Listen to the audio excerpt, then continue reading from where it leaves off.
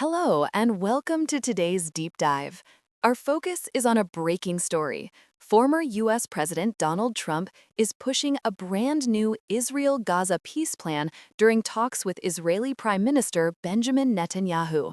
The proposal is ambitious, controversial, and it arrives at a time when the conflict in Gaza has reached one of its most destructive and tragic phases. Let's begin by setting the stage. For decades, the Israeli-Palestinian conflict has been marked by cycles of war, failed negotiations, and short-lived ceasefires. Gaza, a narrow strip of land home to more than 2 million Palestinians, has suffered repeated bombardments, blockades, and humanitarian crises. In the most recent war, thousands of civilians have been killed, neighborhoods flattened, hospitals overwhelmed, and international aid agencies warn of famine and medical collapse. The urgency for a sustainable peace has never been greater. Into this volatile moment steps Donald Trump. Known for his unorthodox diplomacy, he previously unveiled the so-called Deal of the Century during his presidency, which was largely rejected by Palestinians. But now, with Netanyahu once again in power and Washington searching for stability in the region, Trump is proposing something new.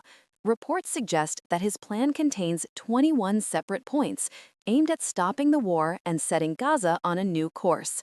So, what are the key elements of this proposed peace plan? First, there is an immediate ceasefire. Trump and his advisors insist that the violence must stop at once. Rockets, airstrikes, and ground operations all halted simultaneously. Without a cessation of hostilities, no other steps can succeed. Second, the plan calls for the release of hostages and prisoners. Since the outbreak of the latest conflict, hostages have become a painful symbol of the stalemate. Trump's team argues that a broad exchange could ease tensions and create goodwill. Third, the Israeli military would gradually withdraw from Gaza. This is one of the most controversial aspects because many in Israel see full withdrawal as a security risk. Yet the proposal insists on phased pullbacks monitored by international forces. Fourth, Gaza would not return immediately to Hamas rule. Instead, the plan envisions a transitional authority, a technocratic, internationally backed administration, sometimes referred to as the Gaza International Transitional Authority, or GITA. The name of former British Prime Minister Tony Blair has been floated as a possible head of this structure. The idea is to have a credible figure, trusted in Washington and Europe, who could oversee reconstruction, security, and governance until Palestinians can vote for new leadership.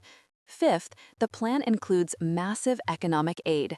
Billions of dollars in reconstruction funds would be mobilized from Gulf Arab states, the European Union, and international institutions. Roads, power plants, schools, hospitals, and housing would be rebuilt. Trump emphasizes jobs and hope as essential to ending radicalization. Sixth, the plan requires international monitoring. A coalition of countries, possibly including Egypt, Jordan, the United States, and European states, would oversee compliance, preventing violations and providing security guarantees. Now, what does this mean for the different parties? For Israel, the plan offers a chance to end the cycle of war, improve international standing, and potentially open doors to wider Arab normalization agreements. But it also asks Israel to give up control, a difficult step for Netanyahu's right-wing coalition. For Palestinians in Gaza, the plan could mean relief from endless bombardments, access to food and medicine, and the possibility of self-governments in the future. But many are skeptical. They fear foreign control, loss of sovereignty, and broken promises. Hamas, in particular, is likely to resist any structure that sidelines its authority. For the United States, the proposal is a gamble. Trump seeks to show leadership, to reclaim his image as a dealmaker, and perhaps to shift global attention. Success would be historic. Failure could be another blow to Washington's credibility. Let's not forget the broader region.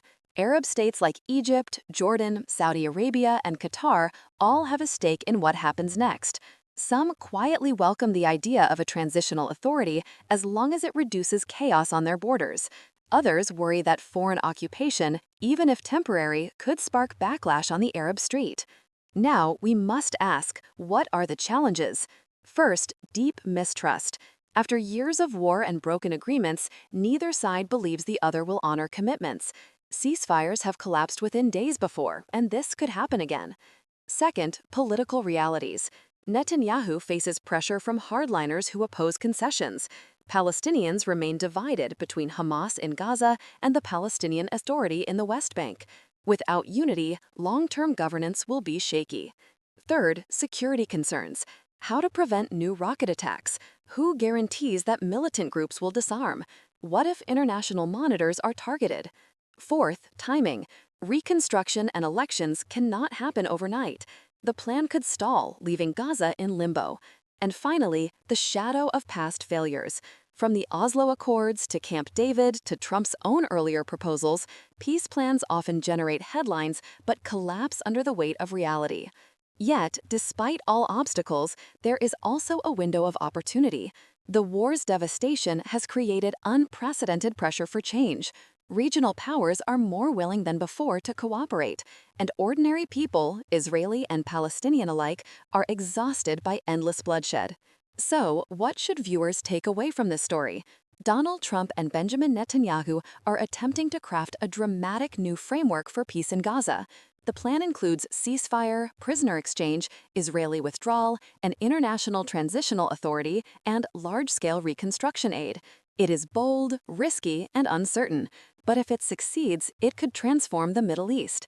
If it fails, it will join the long list of abandoned peace initiatives. As always, the future depends not only on leaders, but on the people themselves, their ability to demand accountability, reject violence, and insist on a better future. Thank you for following this in-depth analysis. Share your thoughts in the comments. Do you believe Trump's peace plan has any real chance? Or is it destined to fail like so many before it? Stay tuned for more updates as the story develops.